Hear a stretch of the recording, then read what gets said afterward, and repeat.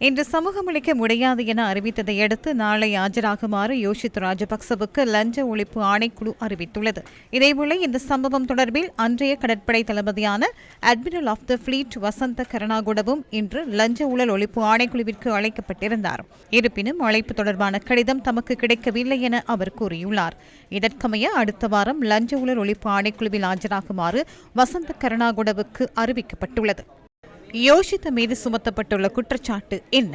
2006ஆம் ஆண்டு செப்டம்பர் மாதமளவில் அப்போதைய கடற்படை தளபதி வசந்த கருணாகுட யோஷித் ராஜபக்சவை பிரித்தானிய கடற்படை அகாடமியில் இணைத்துக் கொள்ள முடியுமா என வினவி அந்த அகாடமிக்கு கடிதம் ஒன்றை அனுப்பியுள்ளார்.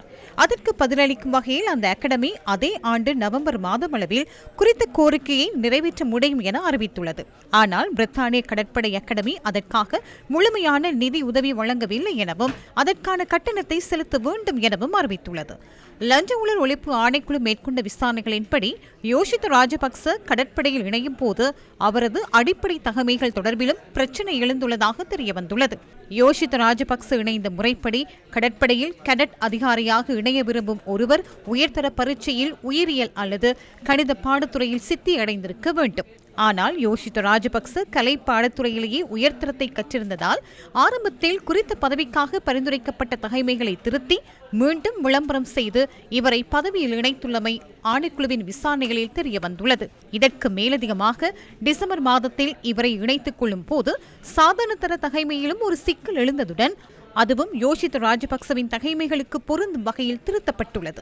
இவ்வாறு கடற்படையில் இணைத்துக் கொள்ளப்பட்ட மஹிந்த ராஜபக்சவின் புதல்வரான யோஷித் ராஜபக்ச 2007ஆம் ஆண்டு ஜனவரி மாதம் பிரித்தானியாவுக்கு சென்று 1.5 வருடங்களுக்கும் அதிக காலம் அரசாங்கத்தின் செலவில் பிரித்தானிய கடற்படை அகாடமியில் பயிற்சி பெற்றுள்ளார்.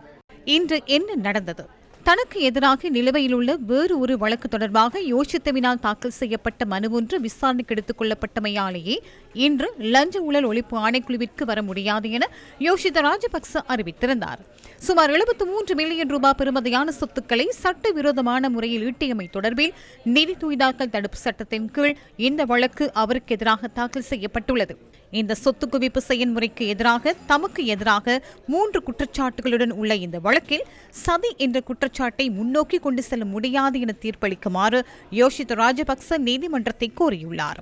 யோஷித் ராஜபக்சவின் மனு மீதான விசாரணையை நிறைவு செய்த மேன்முறையீட்டு நீதிமன்றம் அதன் உத்தரவை ஜூலை மாதம் 3ஆம் தேதி அறிவிப்பதாக இன்று அறிவித்தது. மேன்முறையீட்டு நீதிமன்ற நீதிபதி அமல் ரணராஜா தலைமையிலான நீதிபதிகள் குழா முன்னிலையில் இந்த மனு விசாரணைக்கு எடுத்துக் கொள்ளப்பட்டது.